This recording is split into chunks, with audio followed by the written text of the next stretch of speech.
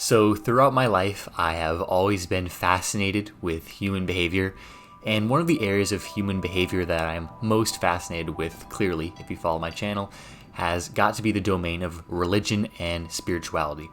Now, I was never raised religious, neither of my parents are religious, so I, unlike most people, was never given any framework to view reality and divinity from a young age. And I'm grateful for this because it freed up my mind to be able to learn about how the world works without much bias.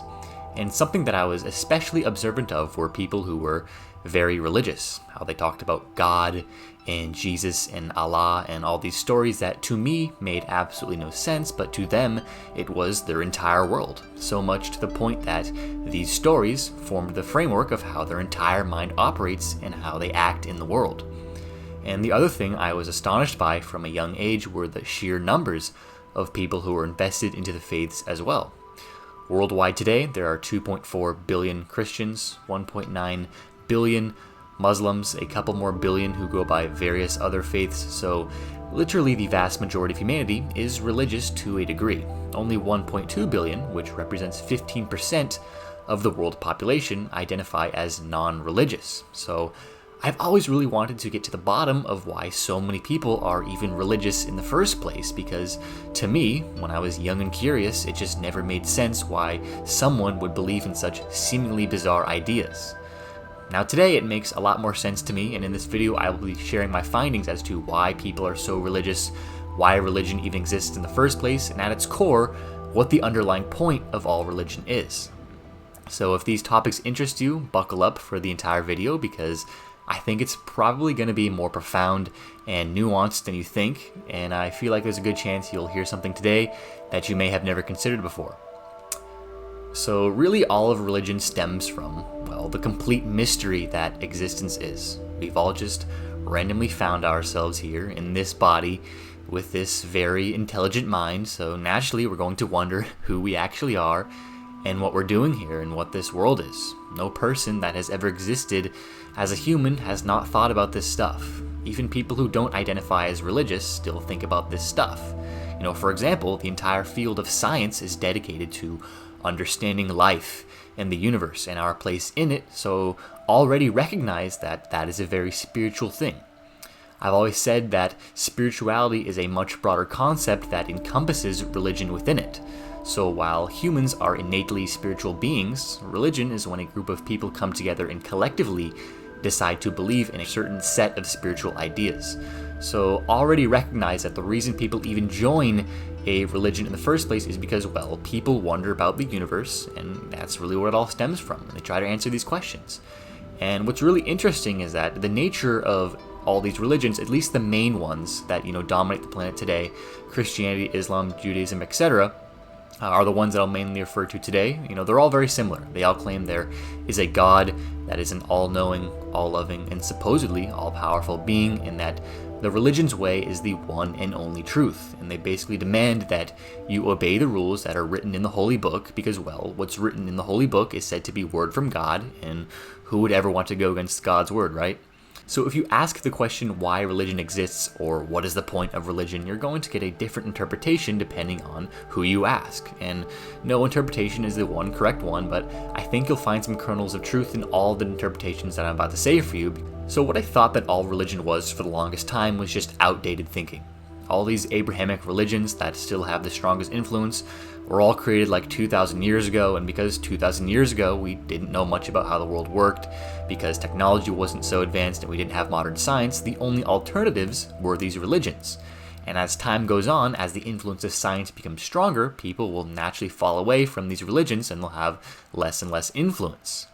And I definitely think there's a lot of truth in this interpretation. We saw the number of non-religious people skyrocket after Darwin's discovery of evolution, which happens to shatter the creation story of most religions. And as modern science has progressed since then, we've been seeing the number of non-religious people steadily increase.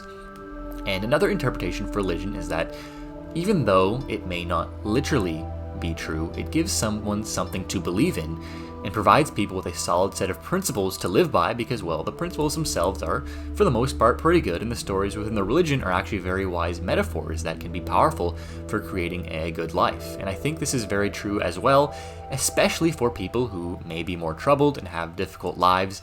I've witnessed firsthand people in my life who were fucked up that turned to a religion and the quality of their life drastically increased. Of course, they genuinely believe in all the stories that Jesus has saved them and all that, but you can see how beforehand, when they were suffering, they had a mind that was ripe to turn to something to believe in that would give them that more meaningful purpose to live towards. Another interpretation is that religion is something used in order to control the masses, and this is also very true as well. If you take a look at history, religion used to play a much larger role. Literal wars have been fought over the matter of religious beliefs. The church used to wield lots of power and made sure that the minds and the hearts of the everyday folk were crafted in a way that would fit their agenda. And you can see that, through the thousands of years that religion has been a thing, the message and the stories of the religion have likely changed slightly as stuff gets misinterpreted and it gets rewritten and verses get taken out and in. So the religion today is probably pretty different from what the original message was, just because people are manipulating what it says for their own personal gain.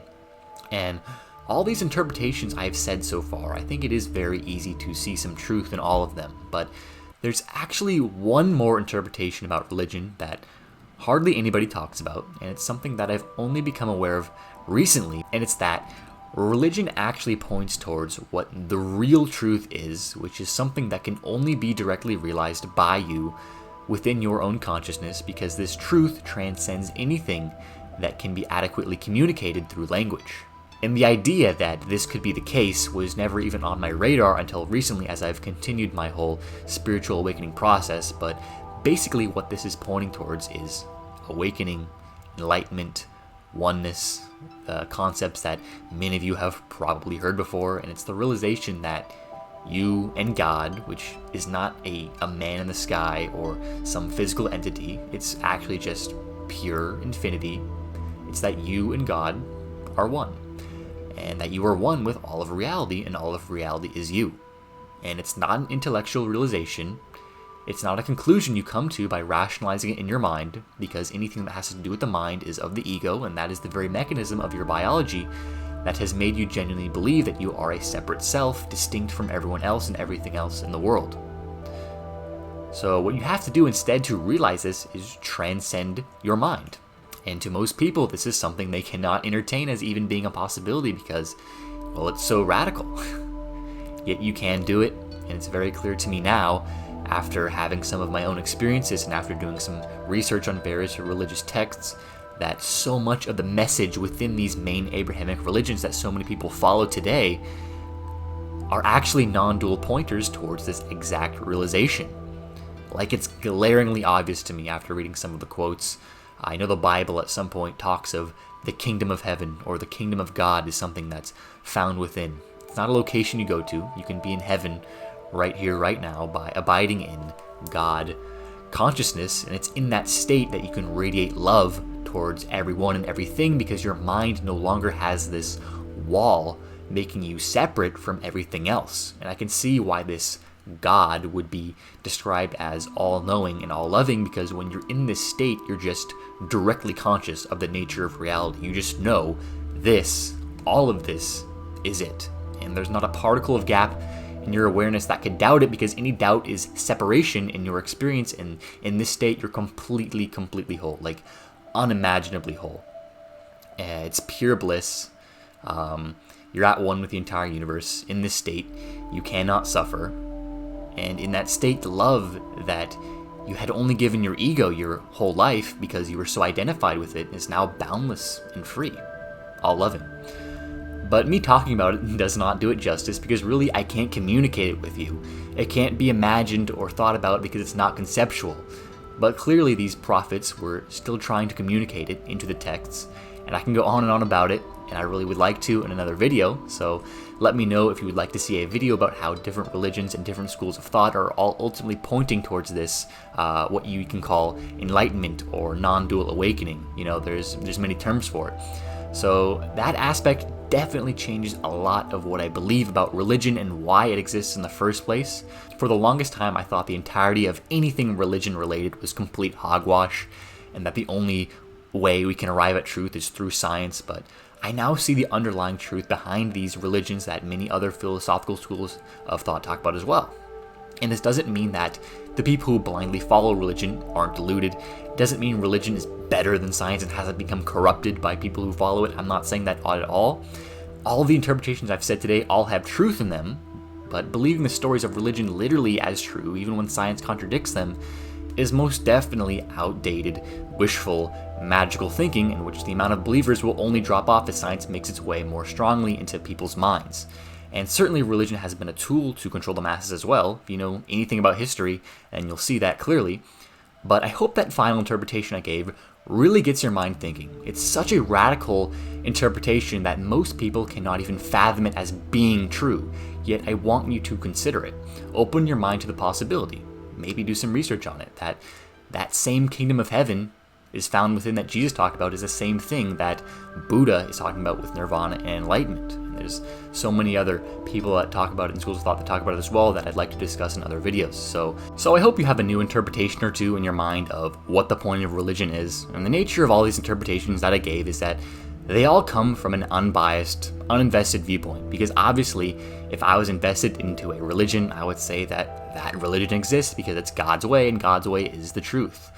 But I wanted to share all those viewpoints with you, especially the last one, because I want you to separate the underlying message that I believe religion points towards and the people who follow the religion blindly, because so many people believe that religion is this evil thing and it's the root of all evil, but really what's corrupt is just the people who are following it, and the people who have twisted the message throughout the centuries and use it towards their own personal gain. So humans are innately very spiritual beings. Even though you watching this probably aren't religious, you're still very spiritual.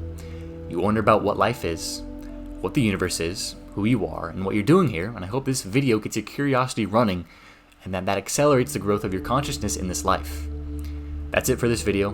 Give it a like, drop a comment, so hopefully the algorithm promotes it more to more people.